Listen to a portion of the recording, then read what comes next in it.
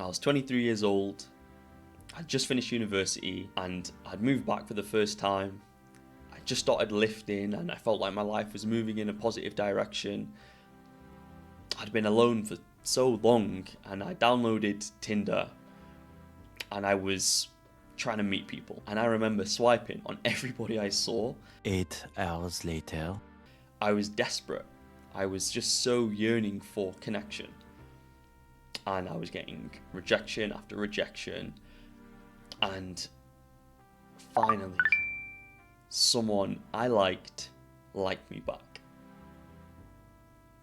You know, and I'm trying my best to flirt. I'm trying to say the right things, and I'm trying to get a connection going between us. And then eventually I say, I know the right thing to do is just to pick a date, say, this is where I'm going. Do you want to join me? You know, let's go do this. I invite her to this bar that's just opened up nearby to where I lived. And she said yes. And I remember thinking, this is it. I've just started working on myself. Things are getting better. You know, I've come from a life of just being completely addicted to video games and being introverted. This is it, you know, let's go. So it was, you know, maybe in a week in the future, and I remember the days leading up to it, I had this pit in my stomach. It was just raw excitement. I was so excited that I was finally doing this. And then the day rolled around, and I remember I went to the gym in the morning, and I remember I had a really good workout. I felt motivated, still super nervous. And then I went home, I showered, I meditated, I took my dog for a walk. I was in the best mood possible. I didn't have many clothes at the time, but I picked out like the only available clothes I had that were suitable for a date. I remember I texted her at the start of the day saying, you know, we still on for tonight? She said, oh yeah, this is it, let's go. And I think we were supposed to be meeting at maybe 7 o'clock. I remember leaving my house, and this is it. I'd finally done it. I'd finally made some self-improvement, and I was going on a date with a cute girl that I liked. I get to the bar, it's 7 p.m, she's not there, 10 minutes roll around, okay? You know, I'm just drinking water at this point, I'm, you know, chewing through gum, I'm walking around, just making loads of different trips to the toilet, just trying to look like I'm not, just trying to look like I'm busy. 20 minutes roll around, 30 minutes roll around. I check my phone, and she texted me. My friend's really drunk. I have to look after her. I'm not going to be able to make it tonight. So sorry.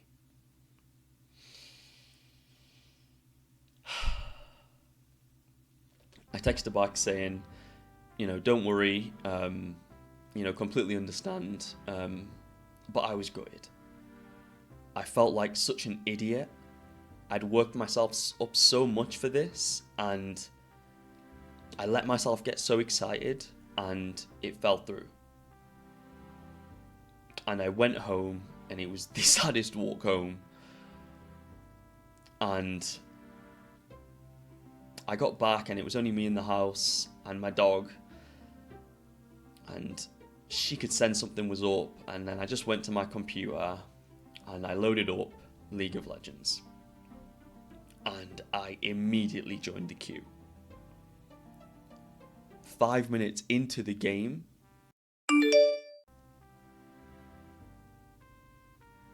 she messaged me again and had said, my friend's fallen asleep now, she's alright. Are you still on for tonight? Do you want to come round? I've got a bottle of vodka, we can share it. The universe handed me a second opportunity at this girl who I was attracted to. You know, you're probably thinking right now, you know, of course I went. I said no. I said I'm busy.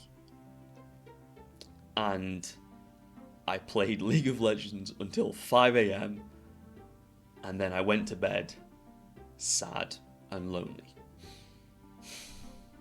I remember feeling ashamed, just disappointed in the decision that I chose the next day after I'd woken up.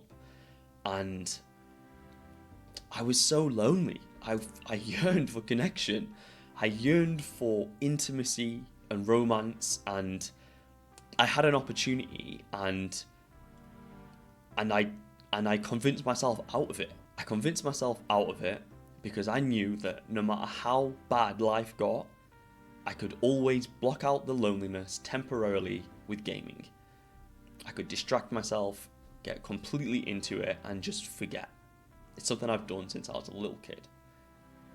It wasn't that I didn't feel the loneliness. I felt lonely, but I would feel it for 5 minutes and then distract myself.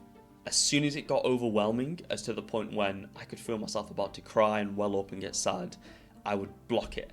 I would distract myself. I would do anything to stay away from that. It took me so long to learn the power of just sitting in that.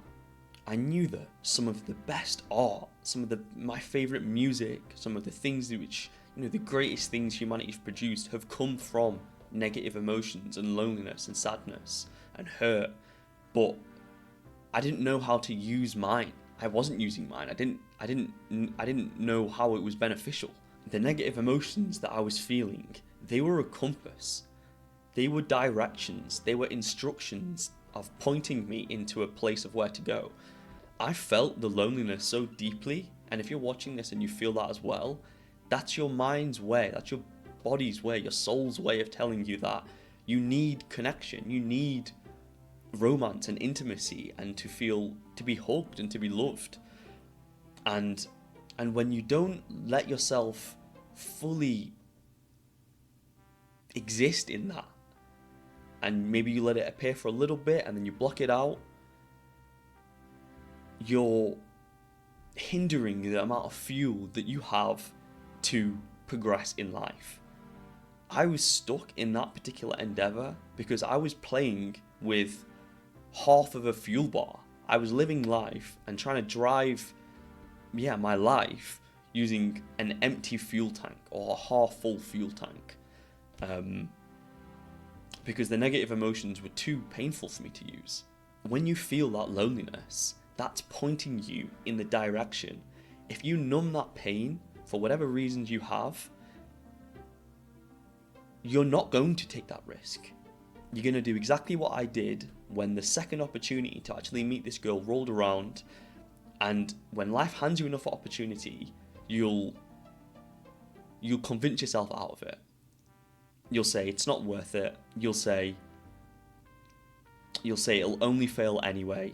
You'll say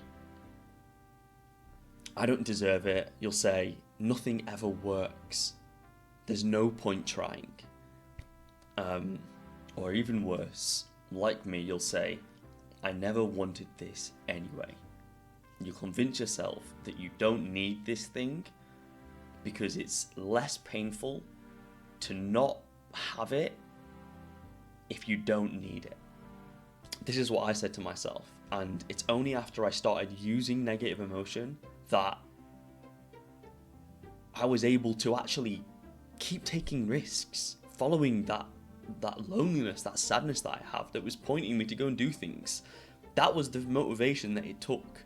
There's another story of a similar situation after I started to kind of learn this principle, and it went so differently. I had just moved to a new city for work, and to get to work I got the bus, and there was the same select few of us every single day that walked from the bus stop to the place that I worked, and amongst them was this really cute girl. And I made eye contact with her a few times, and I was way too nervous to say something. And then on one of the walks, I ended up just saying, "You work at such and such place, don't you?" And then obviously she turned around, sort of laughed and said, "Yeah, we're both walking there," but it started the conversation. And we got talking, and then we became like on speaking terms. I wasn't close with her, but when I would see her at the office, I would smile at her. And then there was one time when we were supposed to be going home, and the bus didn't show up. And she came over to me and she said hello and said, there's a pub that's not far down the road. It's about a 10-minute walk. We can go and wait there and we'll get a bus from there because it's the only way to get back. And I remember thinking, whoa, like, okay. And then she asked a few of the other people to go down. I remember as she was asking the other people, I was like, you know, kind of hope this would just be us, but it's okay, you know. Yeah, let's go and just see what happens. So we walked down the road and we went to this pub and we all got like one drink each. And I was definitely noticing that there was another guy that she was getting on with a lot better than she was getting on with me. And I was still trying to be confident, so I was still, you know, trying to make jokes and get involved in the conversation, but I had this sneaking suspicion that she liked this other guy more than me. And I remember we were on a pool table at one point and he had left, so it was just me and her, and I turned to her and try and crack some joke or say something, and she like sort of laughs and, you know, she was nice, and then she just like left to go join the group again. And I was like, and then we head up and then we go get the bus, the local bus, and we're heading home. And on the bus, I can see them flirting again together, and it just dawns on me. This didn't work. You tried again, and it didn't work. You tried your best and it wasn't enough. And I went home and I said goodbye to everyone, and they were nice people. And I remember I walked home, straight home, and I lay down on my bed and I just looked up at the ceiling and my eyes just started welling up. I was so alone. I was so lonely. I was in a new city. I was by myself. I had no friends. I was alone. And the deepness of that really dawned on me. And I just lay there for like 20 minutes and I felt like I had no more emotion. I'm a very emotionally numb person. So for me, that was overwhelming. And then I made food, went to bed, and I woke up the next day and I remember feeling determined. After I had got that disappointment out of the way, after I had paid attention just to how sad I was, how lonely I felt determined. I felt confident. I had this energy which hadn't existed before. Literally the next day. So I go to work again, I see her and I you know, say hello and wave at her. I finish the day, I go to the gym, have a great session, go home, and I live near a Tesco. So I was in the Tesco and there was this cute cashier who I would, you know, make eye contact with a few times, but, you know, I'd never speak to her. I'm in a supermarket, I'm a shy introvert, you know, I'm never going to speak to this person. And then I'm going around and getting my shopping, and I remember seeing her. She was getting some shopping of her own. She must have just finished her shift. And she looked at me and smiled. And I looked and I smiled. That was it. And I left the aisle. And I walked to a random aisle for stuff that I didn't even need. I walked to the bread section, and I definitely already had bread, just to avoid her. And then I remember like walking to the self-checkout and I saw her again.